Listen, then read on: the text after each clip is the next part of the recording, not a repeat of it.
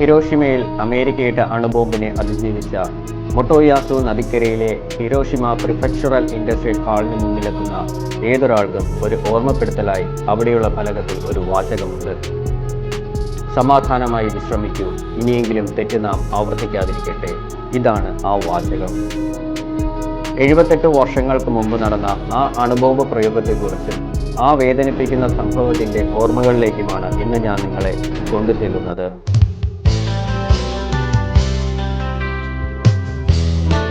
New മെക്സിക്കോയിലെ loss അലമോസ് എന്ന research സെന്ററിൽ top secret mission Manhattan project എന്ന പേരിലായിരുന്നു എല്ലാം ചുട്ടുചാമ്പലാക്കാൻ കഴിവുള്ള അണുബോംബുകൾ നിർമ്മിച്ചത്.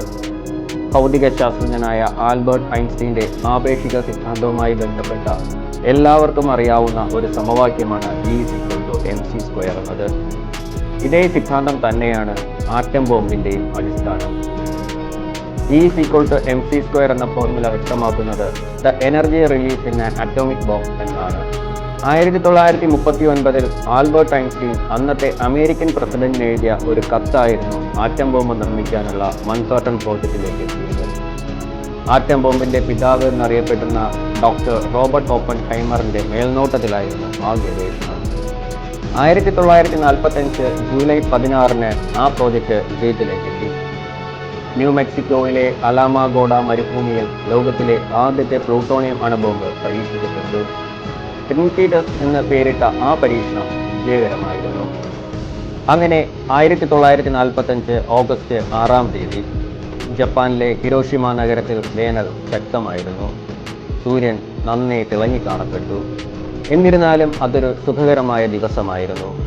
ഒരു സാധാരണ തിങ്കളാഴ്ച രാവിലെ 8 മണിക്ക് ആളുകൾ അവരവരുടെ ഓഫീസുകളിലും കുട്ടികൾ സ്കൂളുകളിലും എത്തി. അതിനിടയിൽ ചിലർ അമേരിക്കൻ ബോയിങ് B-29 വിമാനം ആകാശത്ത് കണ്ടു. ഒടുവിൽ 8:15 വിമാനത്തിൽ നിന്ന് എന്തോ ഒരു വസ്തു താഴേക്ക് വീണു. എന്നാൽ ദൂരെ നിന്ന ആളുകൾക്ക് അത് എന്താണെന്ന് മനസ്സിലാക്കുവാൻ കഴിഞ്ഞിരുന്നില്ല. ആ വിമാനത്തിൽ നിന്ന് താഴേക്ക് പതിച്ച വസ്തു ഒരു ആറ്റം ബോംബ് ആയിരിക്കുമെന്ന് സ്വപ്നത്തിൽ പോലും അവർ കരുതിയിട്ടുണ്ടായിരുന്നില്ല. കൃത്യം 43 സെക്കൻഡ്, ഒരു ഹിമവെട്ടലിനുള്ളിൽ എല്ലാം കഴിഞ്ഞു. നഗരത്തിലെ ആയിരക്കണക്കിന് ആളുകൾ അവരവരുടെ ജീവിതത്തിന്റെ അവസാന നിമിഷങ്ങളിൽ ഒരു അന്ധമായ വെളിച്ചം കണ്ടു. ബോംബ് സ്ഫോടനം തൽക്ഷണം തീഗോളം സൃഷ്ടിച്ചു. 1000 സൂര്യന്മാർ ഒന്നിച്ച് പ്രകാശിച്ചതുപോലെ. എന്തിനാണ് അമേരിക്ക ഹിരോഷിമയിലേക്കും നാഗസാക്കിയിലേക്കും അണുബോംബുകൾ വർഷിച്ചത്?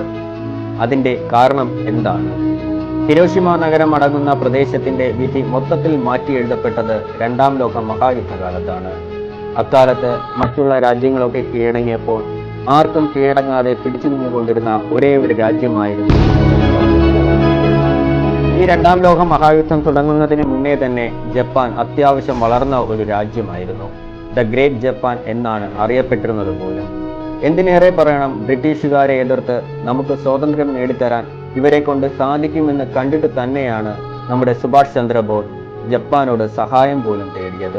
പവർഫുള്ളായ ഒരു രാജ്യമായിരുന്നു ജപ്പാൻ.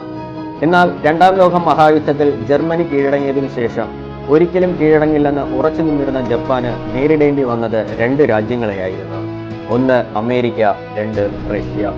റഷ്യക്കാർക്ക് മുന്നേ ജപ്പാനെ തങ്ങൾക്ക് കീഴടക്കണമെന്നുള്ള ആഗ്രഹത്തോടു കൂടിയാണ് അമേരിക്ക വെപ്പൺസ് യൂസ് ചെയ്യുന്നത്. ഇസ്രായേലിലെ പേൾ ഹാർബർ ആക്രമണത്തിന് തിരിച്ചടിയായി ജപ്പാനെ അടിയറവ് പറയിക്കാൻ അമേരിക്ക കണ്ടെത്തിയ ഒരു അവസാന മാർഗമായിരുന്നു 1945 ഓഗസ്റ്റ് 6 നടന്ന അണുവായുധ പ്രയോഗം. അമേരിക്ക ജപ്പാന്റെ അറ്റാക്ക് പോയിന്റായിട്ട് ചൂസ് ചെയ്ത പ്രധാനപ്പെട്ട സ്ഥലങ്ങളായിരുന്നു ക്യോട്ടോ, ഹിരോഷിമ, നാഗസാക്കി എന്നിവ. കാരണം ജപ്പാന്റെ ഏറ്റവും കൂടുതലുള്ള ഒരു ഹബ്ബ് എന്ന് പറയുന്നത് ഈ സ്ഥലങ്ങളായിരുന്നു. കൂടാതെ വേറെയും സ്ഥലങ്ങൾ ഉണ്ടായിരുന്നു എങ്കിലും അമേരിക്കയുടെ പക്കലുള്ള ബോംബിന്റെ ഡിസ്ട്രാക്റ്റിംഗ് എഫക്ട് കുറച്ചുകൂടി വ്യാപ്തത്തിൽ ലഭിക്കാൻ ഈ സ്ഥലങ്ങളായിരുന്നു അവർ പ്രധാനമായും തിരഞ്ഞെടുത്തത്. ഒടുവിൽ ഹിരോഷിമയും നാഗസാക്കിയും ഫിക്സ് ചെയ്തു. ഹിരോഷിമയിലേക്ക് ലിറ്റിൽ ബോയ് എന്ന അണുബോംബും നാഗസാക്കിയിലേക്ക് ഫാറ്റ്മാൻ എന്ന അണുബോംബുമായിരുന്നു അവർ നിർമ്മിച്ചത്. എങ്ങനെയാണ് ഈ 2 അണുബോംബുകളും നിർമ്മിച്ചത്? ഹിരോഷിമയിൽ നാശം വിധിച്ച ലിറ്റിൽ ബോയ് എന്ന ബോംബിന് 3 മീറ്റർ നീളവും 28 ഇഞ്ച് വ്യാസവും 4400 കിലോഗ്രാം ഭാരവും ഉണ്ടായിരുന്നു. യുറേനിയം 235 ഐസോട്ടോപ്പിൽ ലെഡ് ആവരണമുണ്ടായിരുന്ന ലിറ്റിൽ ബോയ് 15,000 ടൺ TNT അളവിൽ ഊർജ്ജം ഉൽപ്പാദിപ്പിച്ചത് ന്യൂക്ലിയർ ഫിഷൻ പ്രോസസ്സിലൂടെയാണ്. ഹിരോഷിമയിലെ വലിയൊരു വിഭാഗം ജനങ്ങളെ ഒറ്റയടിക്ക് ഇല്ലാതാക്കി കളഞ്ഞു ലിറ്റിൽ ബോയ്. അടുത്തത് നാഗസാക്കിയിൽ നാശം വിതച്ച ഫാറ്റ്മാൻ എന്ന അണുബോംബ്.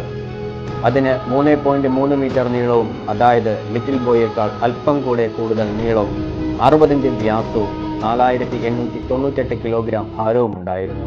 ചുരുക്കത്തിൽ ഈ ബോംബ് ലിറ്റിൽ ബോയേക്കാൾ കുറേയേറെ വലുതായിരുന്നു. പ്ലൂട്ടോണിയം 239 ഉപയോഗിച്ച് നിർമ്മിക്കപ്പെട്ട ഇതിൽ ഇംപ്ലോഷൻ ബോംബിംഗ് കോൺസെപ്റ്റാണ് ഉപയോഗിച്ചത്. 21,000 ടൺ TNT ഊർജമാണ് ഫാറ്റ്മാൻ നാഗസാക്കിയിൽ ഉൽപ്പാദിപ്പിച്ചത്. ബോയിംഗ് വിഭാഗത്തിൽപ്പെട്ട 2 ബോംബർ വിമാനങ്ങളെയാണ് വിക്ഷേപണത്തിനായി ഉപയോഗിച്ചത്.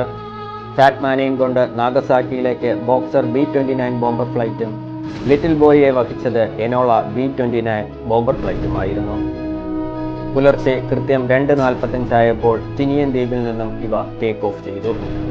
ലിറ്റിൽ ബോയ് എന്ന ഹിരോഷിമയുടെ അന്ധകനെയും വഹിച്ച് വിമാനം 8 മണി കഴിഞ്ഞപ്പോൾ ജപ്പാന്റെ അതിർത്തിയിലേക്ക് കടന്നുവെന്ന് റേഡിയോ അറിയിപ്പ്. 43 സെക്കൻഡ് മാത്രമായിരുന്നു ലിറ്റിൽ ബോയ് എന്ന ആറ്റം ബോംബിന് 3760 അടി ഉയരത്തിൽ നിന്ന് നിലം തൊടാൻ വേണ്ടി വന്നത്.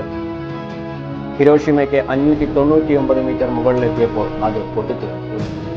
1000 സൂര്യൻ ഒന്നിച്ച് പൊട്ടിച്ചിതറിയതുപോലെയായിരുന്നു അത്. 3 ലക്ഷത്തിലധികം പേർ വസിച്ചിരുന്ന ഹിരോഷിമയിലെ ആളുകളിൽ പലരും വെന്തുരുകിപ്പോയി. ജീവനോടെ ശേഷിച്ചവർ പലരും വികരണത്താൽ നരകിച്ച് ഇഴഞ്ഞ് പുഴുത്ത് മരിക്കുകയുണ്ടായി. കണക്കിന് ആളുകൾ അംഗവൈകല്യമുള്ളവരായി മാറി.